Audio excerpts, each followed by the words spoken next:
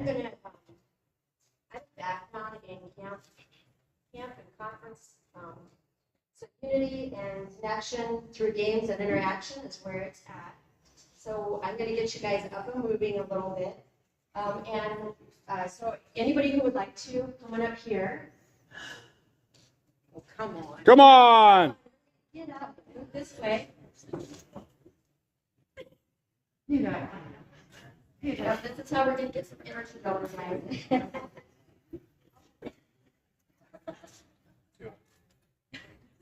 Can't do jumping jacks. All right. No, I'm not doing jumping jacks. I don't do jumping jacks.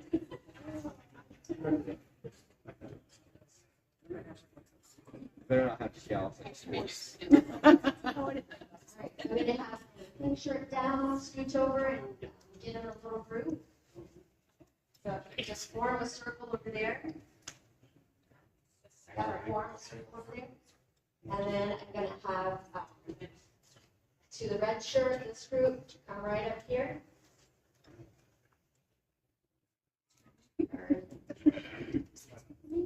Form a little circle.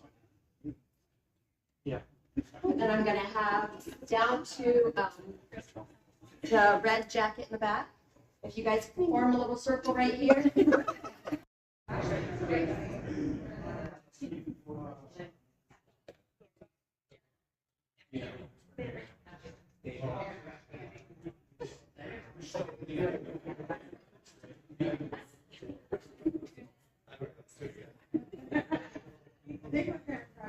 Yeah.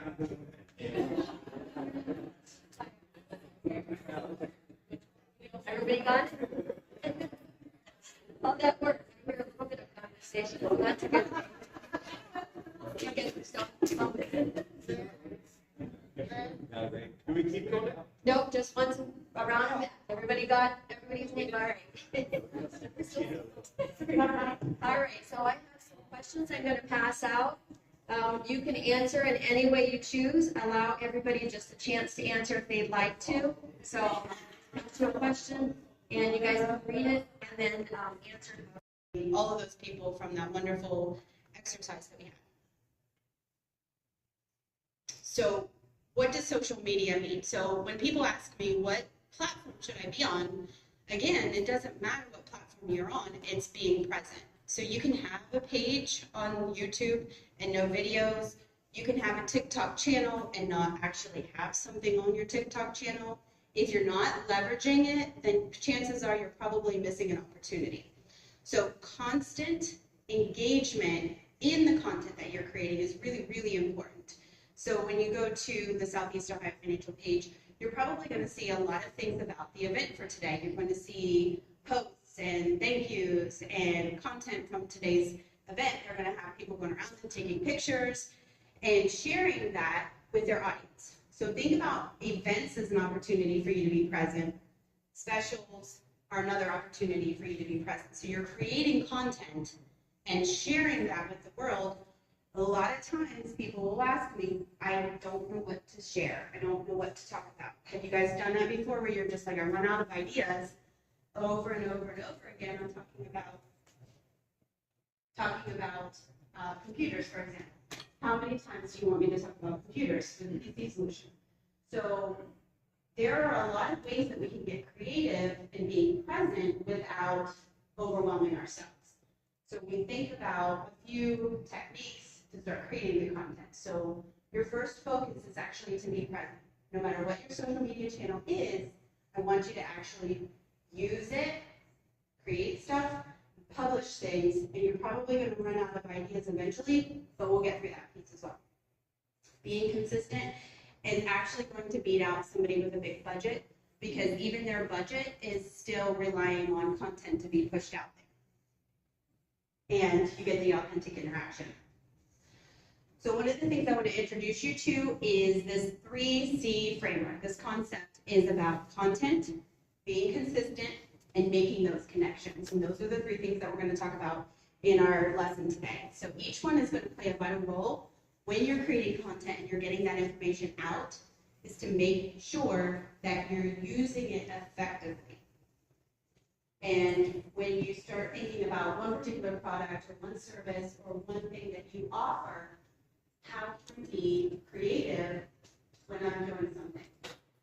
Creating something on YouTube, for example, or putting a TikTok video out. It doesn't mean I'm gonna do all dancing and do TikTok dances, whatever's trending. It means that I wanna take advantage of the video platform because we all know video sells more than text, pictures sell more than text.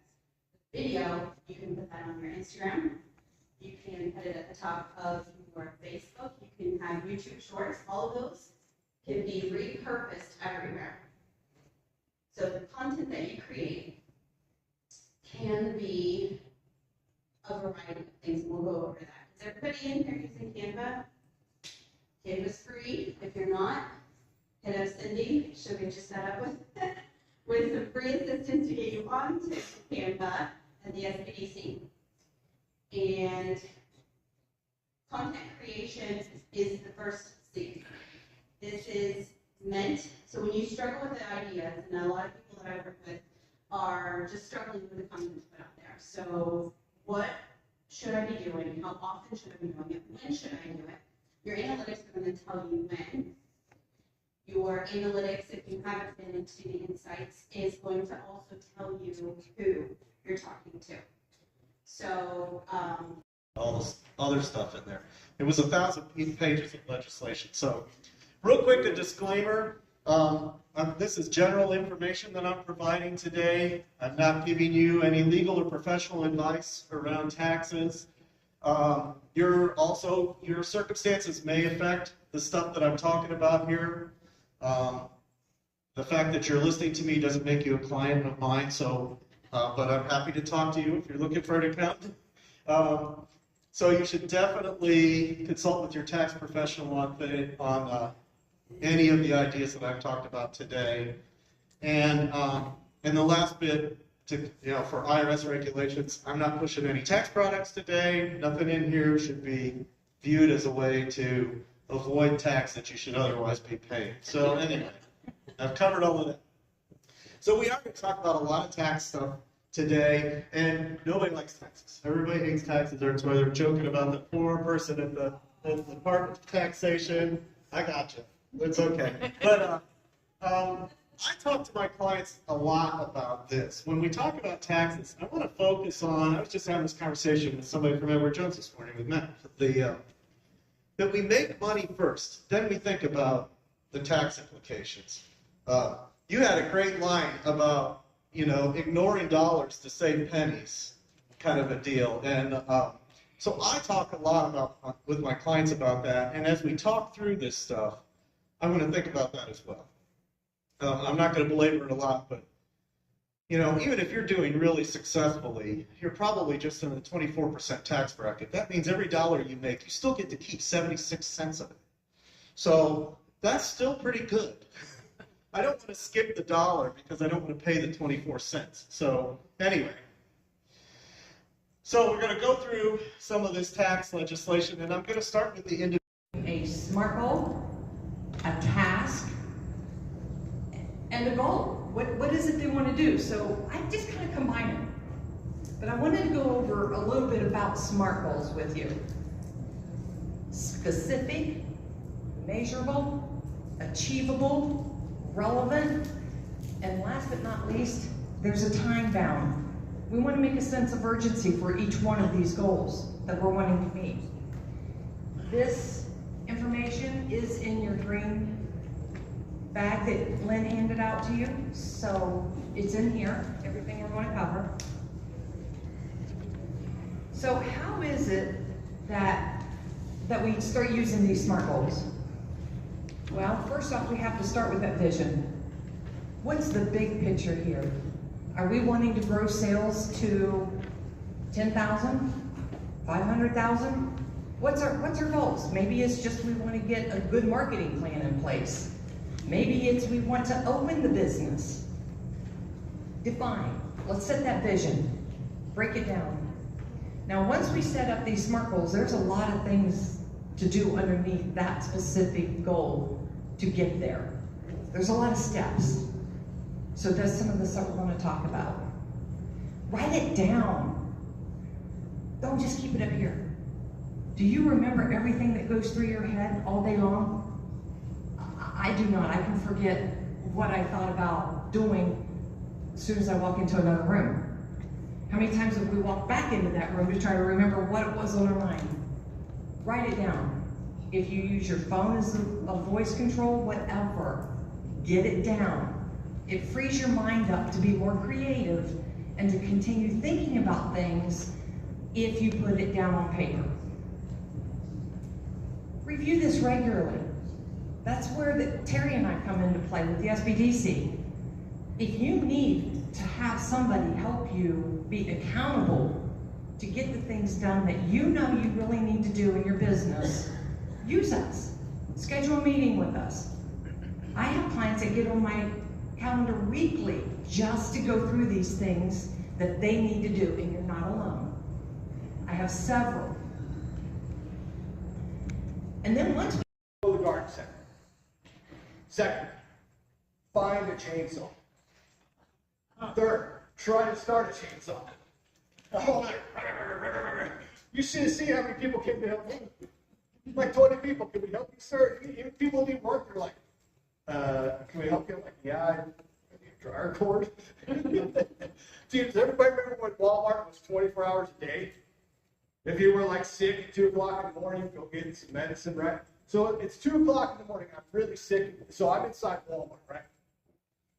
Has anybody ever seen the people that shop at Walmart at 2 o'clock in the morning? It's like the night of the living dead in that place. These people walking around like, there's a guy over in the corner, he's like eating grapes. You know, I know he didn't pay for it, right? The only reason I figure I got out of there alive is because I was so sick, I look like one of those people. So there's two words in English language I believe that don't go well together. The first one is fun, and the second one is run. Fun and run. How long is America? 26.2 miles? See a little Ethiopian guy, he's all happy, having a good time. What's it like halfway through? He's like, we see him at the end. Fun run. They like to disguise the fun run too. Like the term turkey trot. You know, we're going to trot. But if I'm going to trot anywhere, and you put turkey on, I better be trotting 4 turkeys.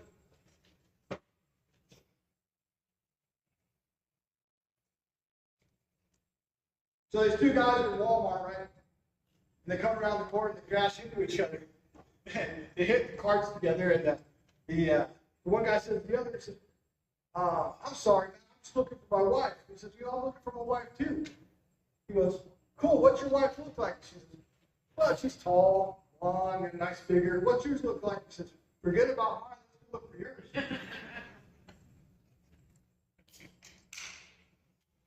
So, who here has had teenage kids at some point?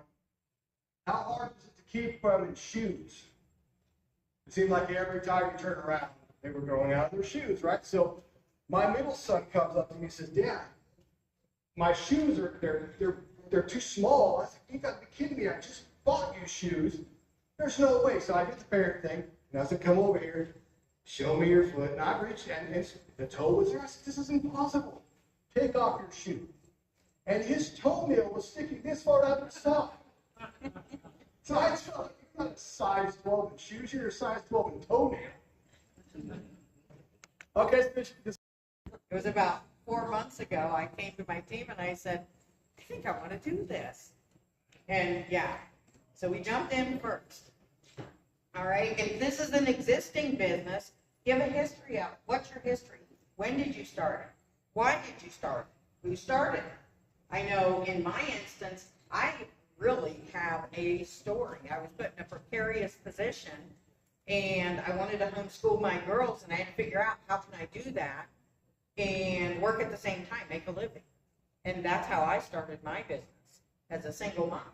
It was not easy, but we all have those stories and we need to tell those stories. We need to remind ourselves where we came from.